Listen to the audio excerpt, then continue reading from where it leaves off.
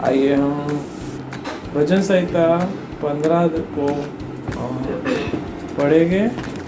भजन संहिता 15 पर आज हम थोड़ा मनन करेंगे। सियोन के निवासी दाऊद का भजन। हे परमेश्वर, तेरे तंबू में कौन रहेगा? तेरे पवित्र पर्वत पर कौन बसने पाएगा? वह जो खराई से चलता और धर्म के काम करता है और हृदय से सच बोलता है, जो अपनी जीभ से निंदा नहीं करता और न अपने मित्र की बुराई करता, न अपने पड़ोसी की निंदा सुनता है। वह जिनकी दृष्टि में निकम्मा मनुष्य तुच्छ है, जो यहोवा के डरवैयों का आदर करता है, जो शपथ खाकर बदलता नहीं चाहे हानि उठानी पड़े, जो अपने रुपया ब्याज पर नहीं देता और निर्दोष की हानि करने के लिए घूस नहीं लेता। जो कोई ऐसी चाल चलता है वह कभी न डगमगाएगा। Praise the Lord. 150 अध्याय में से करीब करीब 75 अध्याय राजा दाऊद ने लिखे और बाकी कोहरा वंशी और अन्य लेखकों ने उसमें हाथ बार लगाया है। भजन 15 एक सवाल है। भजन 15 एक सवाल है जो दाऊद परमेश्वर से पूछता है। क्या है वो सवाल? हे परमेश्वर, तेरे तंबू में कौन रहेगा? तेरे पवित्र पर्वत पर कौन बसने पाएगा? मीन्स क्या है उसके मन की उत्कंठा? क्या वो पूछना चाह रहा है? क्या जानना चाह रहा है?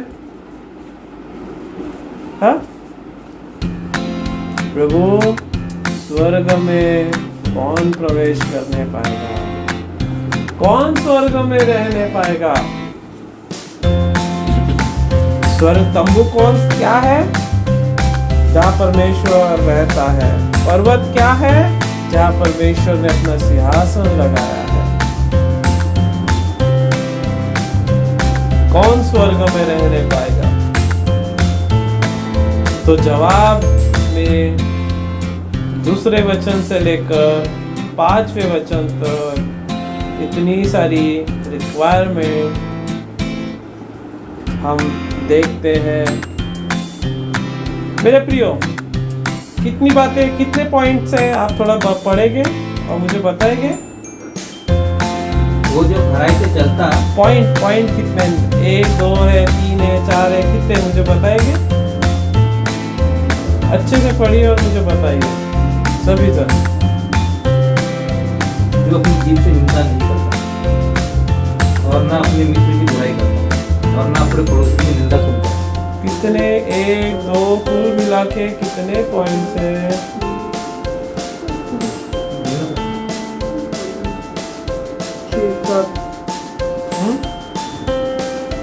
कुल मिलाकर 11 पॉइंट्स है। एक पहला पॉइंट खराई से चलना, दूसरा धर्म के काम, तीसरा हृदय से सच बोलना, चौथा जीभ से निंदा नहीं, पांचवा मित्र की बुराई नहीं, छठवा पड़ोसी की निंदा नहीं सुनता, सातवां दृष्टि में निकम्मा पुरुष तुच्छ, 8 यहोवा का डरवैयों का आदर करता है, यानी प्रभु के सेवकों का आदर करना, 9 शपथ खाकर बदलता नहीं, 10 रुपया ब्याज पर नहीं चलाता और 11 है निर्दोष की हानि नहीं करता। यदि जो भी स्वर्ग में जाना चाहता है तो मेरे प्रियो ये सारे गुण उसके अंदर में होने चाहिए। अब अगला सवाल मैं आपसे पूछता हूँ, इनमें से कौन सा गुण आपके अंदर है? पढ़ो और बताओ कौन सा गुण आपके अंदर है?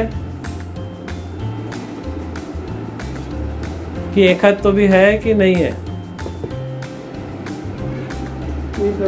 एक है। कौन सा है?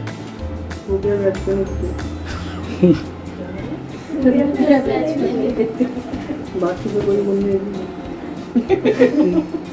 सही बोल रहा हूँ। हाँ, बाकी लोगों में प्राची में कौन सा गुण है? पढ़ो पर जल्दी जल्दी आप लोग पढ़ो, बताओ ये गुण मेरे अंदर है। योगेश ने बता दिया उसकी क्वालिटी।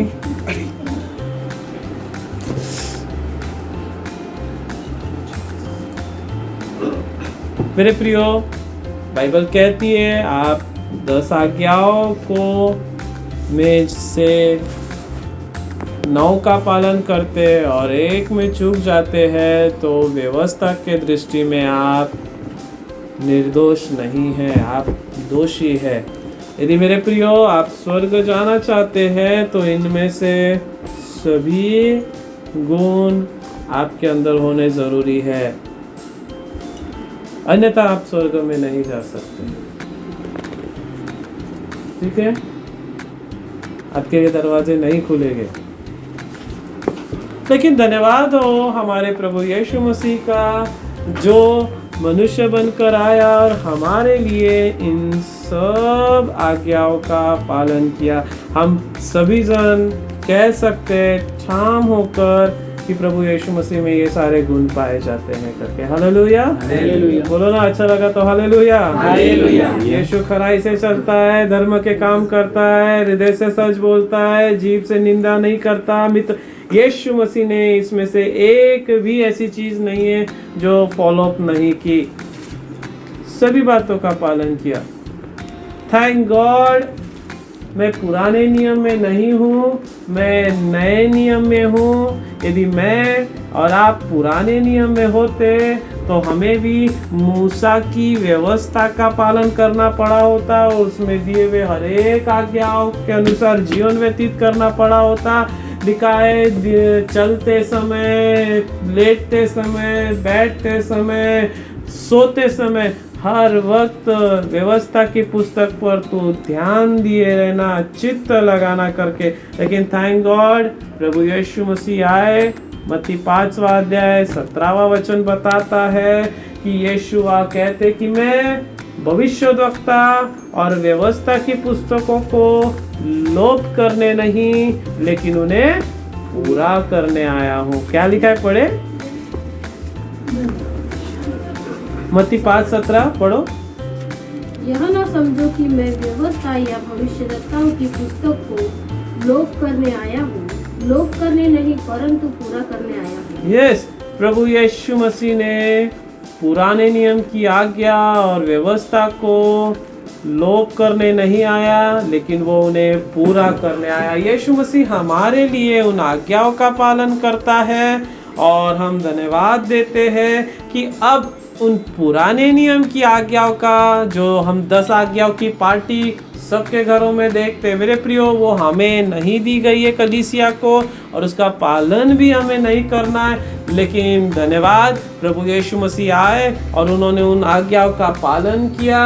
वो हमारे लिए क्रूस पर मारे गए, गाड़े गए और मुर्दों में से तीसरे दिन जिलाए गए। मेरे प्रियो, अब कोई भी मसीह, कोई भी मनुष्य यदि यीशु पर विश्वास करेगा और अंगीकार करेगा कि वो परमेश्वर का पुत्र है तो बाइबल कहती है वो नाश नहीं होगा लेकिन अनंत जीवन प्राप्त करेगा, उद्धार प्राप्त करेगा, स्वर्ग में वह प्रवेश करने पाएगा।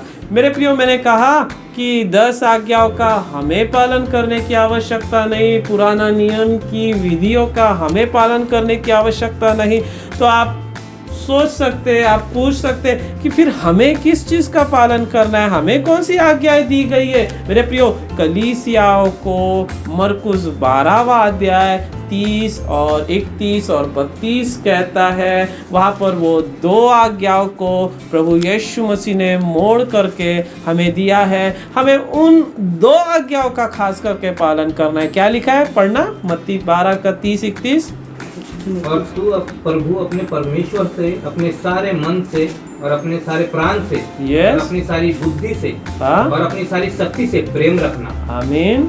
और आगे, और दूसरी ये है कि तू अपने पड़ोसी से अपने समान प्रेम रखना। यस मेरे प्रियो, वह इससे बड़ी और कोई आज्ञा नहीं। यस, वह जो व्यवस्था की 10 आज्ञाएं थी, उनमें से पहली 4 आज्ञाओं को जो परमेश्वर से रिलेटेड थी, उनको मोड़कर प्रभु ने पहली आज्ञा बनाई नए नियम में कि तू अपने प्रभु, अपने परमेश्वर से संपूर्ण प्राण, बुद्धि, मन और शक्ति से प्रेम करना। यदि आप परमेश्वर से प्रेम करेंगे, परमेश्वर का नाम व्यर्थ लेंगे नहीं। आप परमेश्वर से प्रेम करेंगे, आप चर्च संडे के दिन आएंगे कि घर रहेंगे? नहीं, अवश्य आप घर आएंगे। यदि आप परमेश्वर से प्रेम करेंगे, आप कोई मूर्ति खोद कर बनाएंगे? नहीं बनाएंगे। और आखिरी की फिर जो 6 आज्ञाएं है, उन्हें मोड़कर उसने दूसरी आज्ञा बनाई कलीसिया के लिए कि तू अपने पड़ोसी से अपने समान प्रेम रख। हालेलुया। बोले अपने पड़ोसी से अपने समान प्रेम कर। अपने समान प्रेम। देखिए, आप पड़ोसी से यदि प्रेम करते हैं, उसके घर में चोरी करने जाएंगे? आप पड़ोसी से प्रेम करते हैं, उसको जाकर गाली गलौज, लड़ाई झगड़ा करेंगे? आप पड़ोसी से प्रेम करते तो उसका खून करेंगे? आप पड़ोसी से प्रेम करते तो उसके घर की किसी भी चीज का लालच करेंगे? नहीं मेरे प्रियो, ये 2 मुख्य आज्ञाएं है जो परमेश्वर बाप ने यीशु मसीह में कलीसिया को दी है। इन 2 आज्ञाएं ही कलीसिया को दी है और इनका हमें पालन करना है। यदि आप स्वर्ग में जाना चाहते हैं, अवश्य ही प्रभु के आगमन में उठाए जाना चाहते हैं, पहली सीढ़ी है, उसके लिए नियम है, आपको यीशु मसीह को अपना प्रभु और उद्धारकर्ता करके स्वीकार करना होगा। उसके बाद दूसरी सीढ़ी है, आपको प्रभु परमेश्वर से प्रेम करना है संपूर्ण प्राण, बुद्धि, शक्ति से।